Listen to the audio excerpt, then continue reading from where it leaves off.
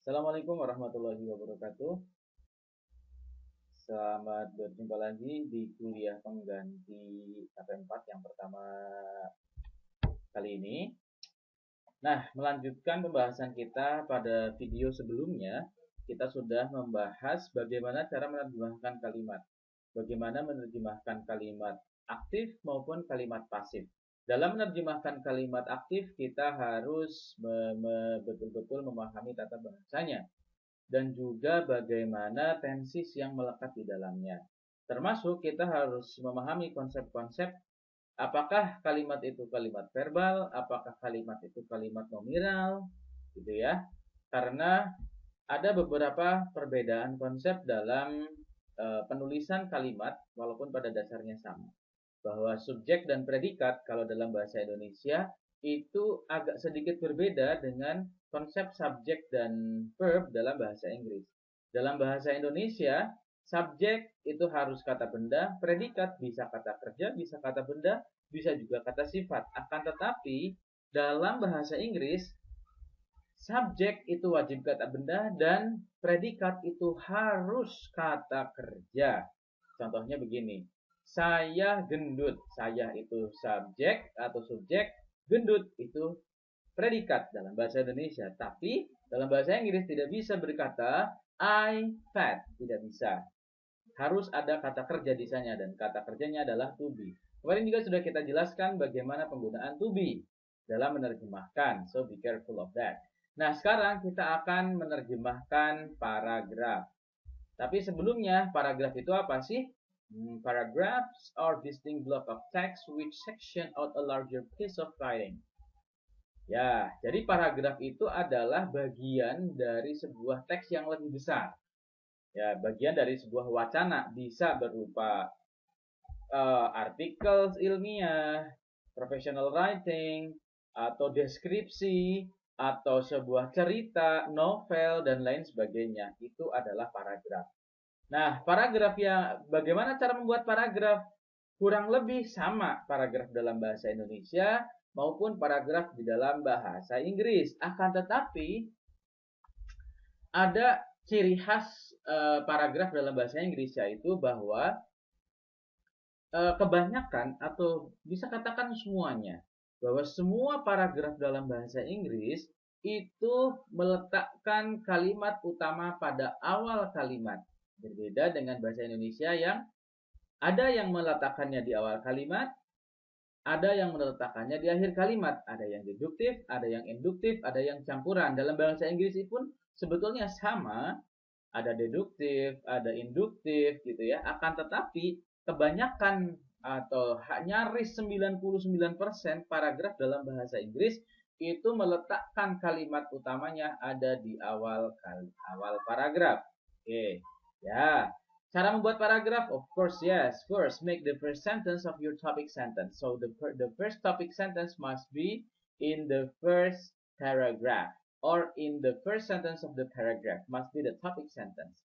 And then provide support via middle sentence. Supporting details. Jadi penjelasan seperti apa? And then make your last sentence a conclusion or transition. Kemudian kalimat terakhir itu adalah sebuah kesimpulan dari paragraf tersebut atau transisi yang menyambungkan atau supaya idenya itu menyambung dengan paragraf berikutnya. And then know when to start a new paragraph, and kita harus tahu kapan kita harus memulai atau membuat paragraf yang baru. Gitu ya. Kapan kita mulai paragraf yang baru? Ketika idenya sudah selesai paragraf tersebut. Ketika ada ide yang baru atau new idea, new topic sentence, it means you have to make a new paragraph. And then use transition words. Ini yang akan menjadi titik poin pembahasan kita kali ini. Karena bagaimana cara membuat kalimat baik itu kalimat utama, kalimat penjelas gitu ya, support sentence, supporting sentences atau dan lain sebagainya, itu ya sudah kamu pelajari dalam bagaimana cara membuat kalimat kan begitu ya. Bagaimana menerjemahkan kalimatnya.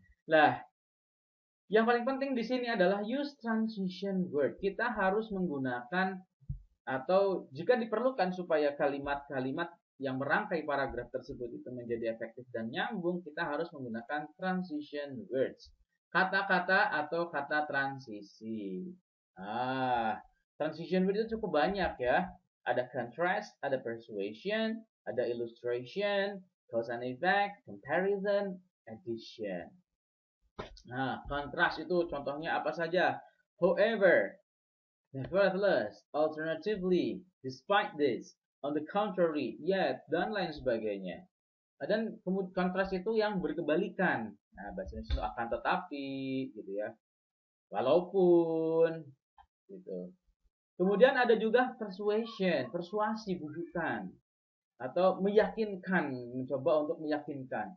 Of course, itu clearly, jelasnya, evidently, surely, indeed, undoubtedly, decidedly, certainly, dan lain sebagainya. Itu persuasion. Tergantung ide yang kalian bangun di dalam paragraf tersebut atau paragraf apa isi paragraf dari yang kalian terjemahkan nanti. And then illustration, ilustrasi, such as, for example, for instance, in other words, gitu ya, as revealed by. Kemudian yang selanjutnya adalah cause and effect, hubungan sebab akibat. Ini juga cukup banyak ya, tidak hanya because saja. Ada because, ada since, for, so, consequently, therefore, maka dari itu, karena, ya, hence, owing to, as a result, causes, dan lain sebagainya. Kalian bisa baca nih. And then comparison, perbandingan, dan addition, penambahan atau jumlah, and also in addition, furthermore, besides, in addition to, moreover, additionally. Oke, ini salah satu contohnya gitu ya. Atau, nah, transition word itu apa sih? Transition words are words that connect two sentences, phrases, or paragraphs. Jadi, kata transisi itu adalah kata yang menggabungkan dua kalimat, dua frasa, atau bahkan dua paragraf. Words such as but and so are used to provide this connection. Transition words can connect anything from short phrases to paragraphs. Nah, jadi transition word itu bisa menghubungkan antar kalimat, antar paragraf juga bisa. Look at this one. Cause and effect misalnya. Contohnya, hence, therefore, thus, so, because. Tadi udah saya jelaskan. Ini contohnya, I never studied my exams. Therefore, I couldn't pass my classes. Saya tidak pernah belajar akan ujian saya, maka dari itu saya tidak bisa lulus. I love spring months because colorful flowers bloom. She usually eats at home because she likes cooking. Ada emphasis, penekanan, furthermore, especially, indeed, suddenly, gitu ya. I'm very angry to you. Also, I don't think of forgiving you. Reading books helps to learn new information. Furthermore, it helps to keep the brain cell fresh. Time. Nah, ini juga cukup banyak ya penggunaan kata transisi ini. Later, after, before, next. I read the books first and then I made a summary. Addition. Addition, along with, moreover. Contohnya, it is too late now. Besides, it's starting snow. It's too late now. Wah, sudah terlalu larut sekarang. Selain itu, sekarang juga mulai turun salju nih. Nah, addition tuh. Kemudian Mark is handsome, moreover he is rich. Mark itu ganteng. Lebih dari itu, dia juga kaya. Addition dan lain sebagainya. Nah, contoh beberapa kalimat saja. And then contrast. Unlike, nevertheless, nonetheless, dan lain sebagainya. Jack is completely unlike his sister. Whereas, we did all the job, they enjoy themselves. Summary, to summarize in short, blah blah blah. In conclusion, she had left because she didn't love me.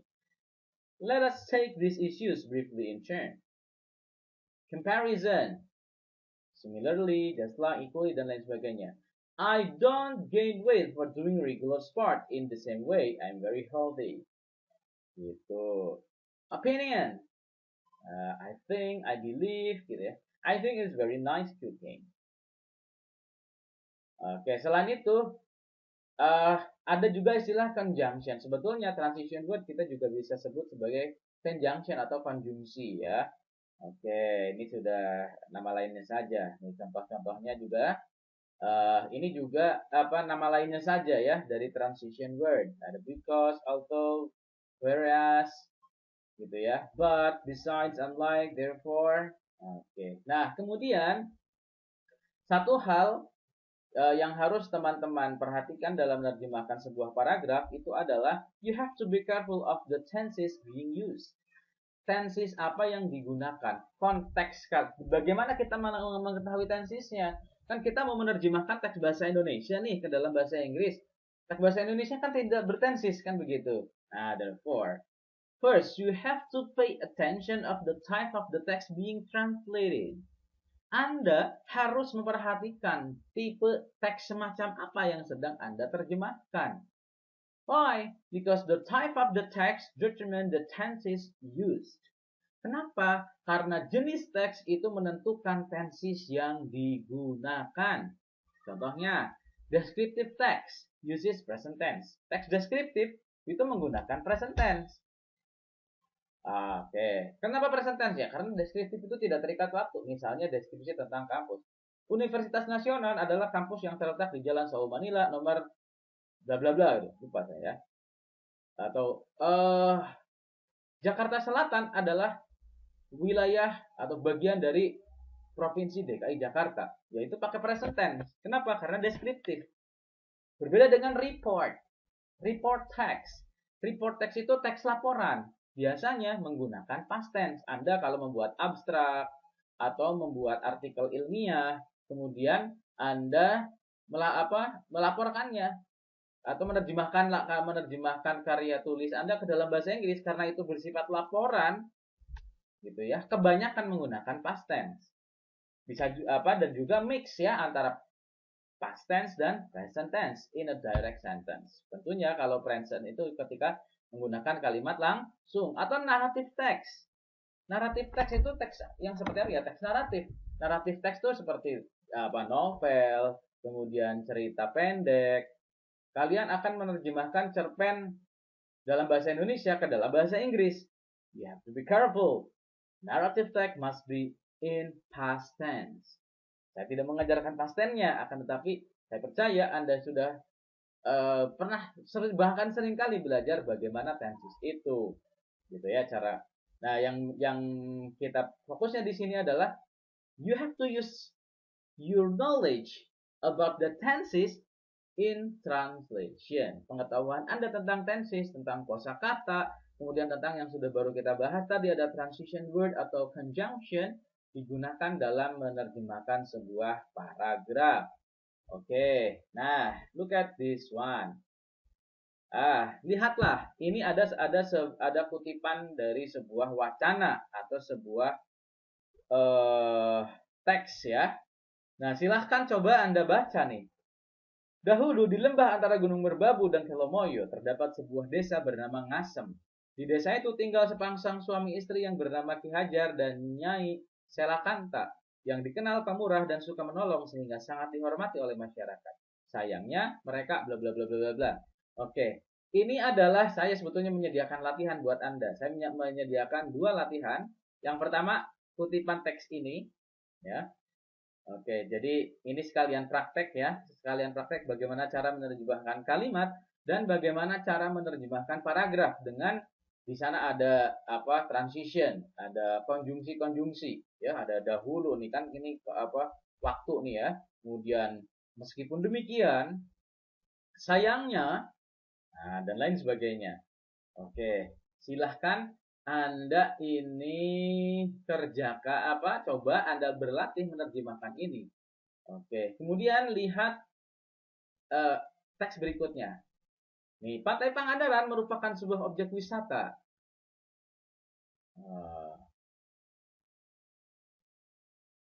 Gitu ya, bla bla bla. Coba kalian terjemahkan, gitu ya.